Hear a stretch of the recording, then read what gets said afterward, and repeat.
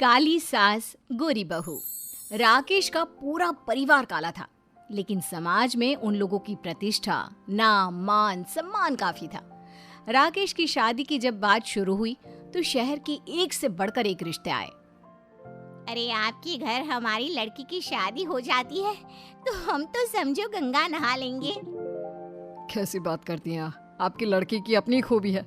Gold medallist है आपकी बेटी, पढ़ने में होशियार, घर को संभाल लेगी, और क्या चाहिए। राकेश को भी रिद्धि पसंद आ जाती है।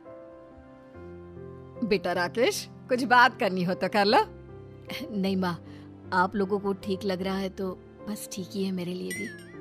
रिद्धि की शादी राकेश के साथ हो जाती है। फिर शादी के बाद कौन सी शर्ट पहनूं? चलो एक काम करते हैं, हम दोनों सेम रंग के कपड़े पहनकर बाहर निकलते हैं, अच्छा लगेगा। रिद्धि राकेश की बात सुनकर हंसने लगती है। अरे खुद की शक्ल देखिए, मैं तो कुछ भी पहन लूं सूट करता है, तुम अपना देखो, काले कलूटे कहीं के। पति को रिद्धि की बात पर बहुत शर्म सी महसूस होती है कि वो काला है। फिर भाभी शादी की फोटो आ गई है, चलो ना देखते हैं। रिद्धि ननद के साथ फोटो देखने बैठ जाती है। भाभी दादी को देखो ना, कितने प्यार से आपको देख रही है ना। अरे देखेगी नहीं क्या, पोते की बहू है, बड़ी ही किस्मत वाली है मेरी सास। वो यही देख रही है कि वो कितनी किस्मत वाली है। अरे काले काले लोगों के बीच में गोरी लड़की देखकर खुशी तो होगी ना। क्या पता उनकी भी इच्छा रही हो कि उनकी होने वाली बहू गोरी हो, लेकिन पल्ले पड़ गई आप सासू माँ। रिद्धि की बात पास खड़े ससुर जी सुन रहे थे। उसे बहू की बात पर गुस्सा आ जाता है, लेकिन वो कुछ नहीं कहता। अब तो आए दिन रिद्धि की आदत हो जाती है कि वो अपने ससुराल वालों को भला बुरा कहती रहती। फिर एक रोज, अरे आंटी, आपकी बेटी मिनी कहाँ है? मुझे जरा बाजार तक जाना था, क्या वो मेरे साथ चलेगी? हाँ हाँ, क्यों नहीं। मिनी, मिनी, देख पड़ोस की रीना आई है, सुन क्या कह रही है। तभी वहाँ रिद्धि आ जाती है, जो रीना को देखकर कहती है, अरे ये लड़की कौन है? ये हमारी पड़ोसन है रीना, इसे जरा बाजार तक जाना था तो मिनी को लेने आई है, दोनों सहेलियां हैं ना। बाजार? ओहो, बाजार तो मुझे भी जाना था, लेकिन चलो तुम दोनों आगे चलो, मैं पीछे से आती हूँ। अरे पीछे से क्यों, तुझे बाजार ही जाना है, कुछ लेने तो चली जा इनके साथ। ओह प्लीज माँ जी, कैसी बात कर रही हैं? इन काले पीले लोगों के साथ जाऊंगी मैं तो मुझे भी इनके जैसा ही समझा जाएगा। मिनी तो कुछ कहती नहीं, लेकिन पड़ोसन को तो मानो भूत चढ़ जाता है।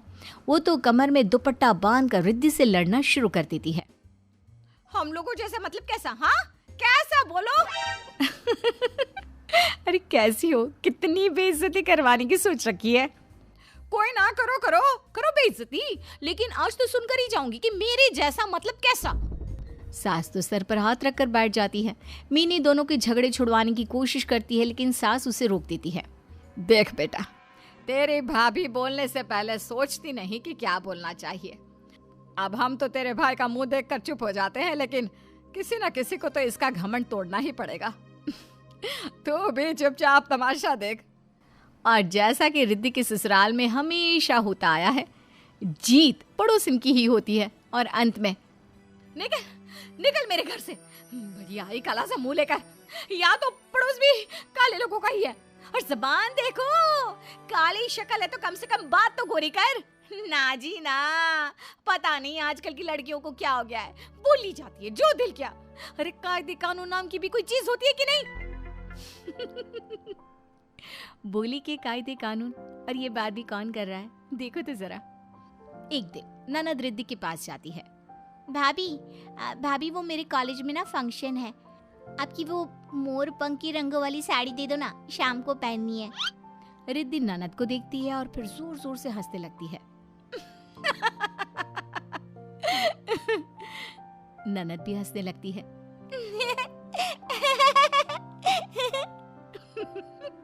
अरे तुम क्यों हंस रही हो?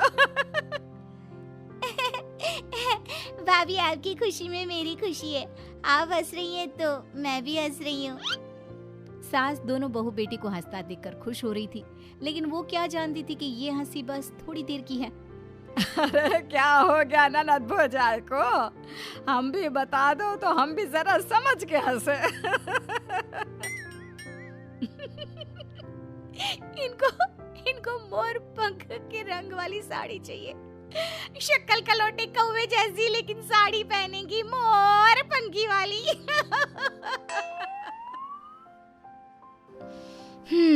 तो देखा कैसे घर में फैला खुशी का माहौल पल भर में चौपट हो जाता है।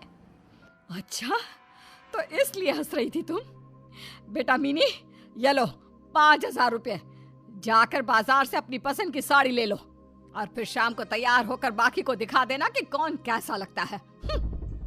और इस बार तो हर बात पर भाभी भाभी करने वाली ननद भी माँ के साथ चली जाती है। पीछे से रिद्धी, हाय रे, हम क्या गलत बोल दिए जो माँ बेटिया मुंह फुला ली? हम तो सच्ची तो बोले थे। वैसे क्या बोले थे? कौवे जैसी शक्ल में मोर पंखी रंग की साड़ी। रिद्धी को अपने गोरेपन और सास और ननद के कालेपन पर अब मजाक बनाने की आदत आम हो गई। वो पहले तो अकेले में ये बात करती, लेकिन फिर एक रोज शादी में। क्या बात है बुआ जी, आप तो बड़ी सुंदर लग रही हैं। चलो बहू, तुम्हें हमारे खानदान में कोई तो सुंदर लगा। क्यों बहू, क्या कमी है मेरी भतीजी और भाभी में? वो भी तो कितनी सुंदर है। सुंदर? अरे काले काले लोग कहाँ से सुंदर लग गए बुआ जी आपको भी ना। बहू बोल रही थी और आसपास की औरतें उसे सुन रही थी।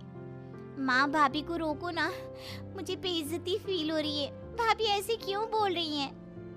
अरे रिद्धि, जरा देख तो, अंदर राकेश आवाज दे रहा है तुझे। अरे रहने दे माँ जी, बुआ जी से मिलकर इतना अच्छा लग रहा है कि मन ही नहीं कर रहा कहीं जाने का। बुआ जी चलिए ना, साथ में सेल्फी लेते हैं। वो क्या है ना, मेरी सहेलियां बोलती रहती हैं कि तेरे ससुराल में कोई गोरा नहीं है, तेरे ससुराल में कोई गोरा नहीं है। तो कम से कम उन लोगों को तो जवाब मिले क्या? अरे रहने दे बहू, मुझे नहीं खिंचानी तेरे साथ कोई फोटो।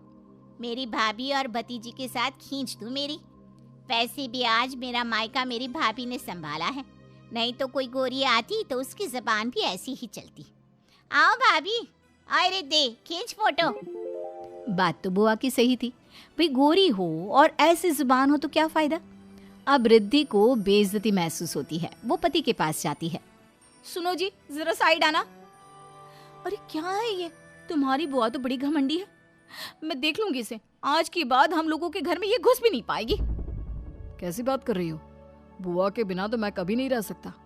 पता है, बुआ अपने बेटे से ज्यादा मुझे प्यार करती है और मैं उन्हें घर आने से मना कर दूं, ये तो सोच भी मत लेना।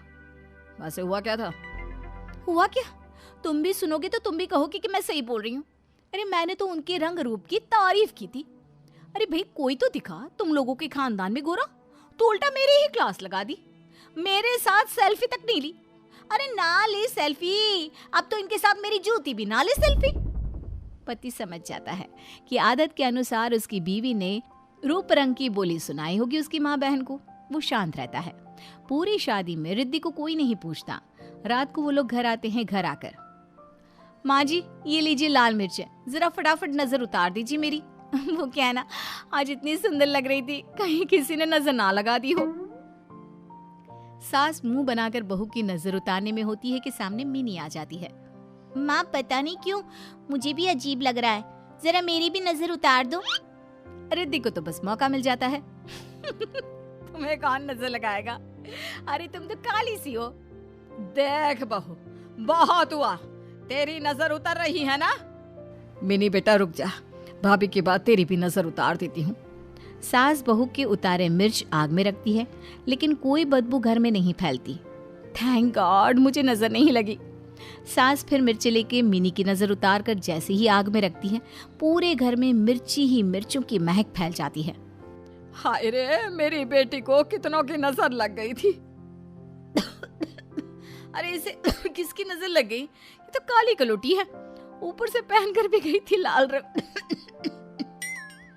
अब पास खड़े ससुर के सब्र की सीमा पार हो जाती है।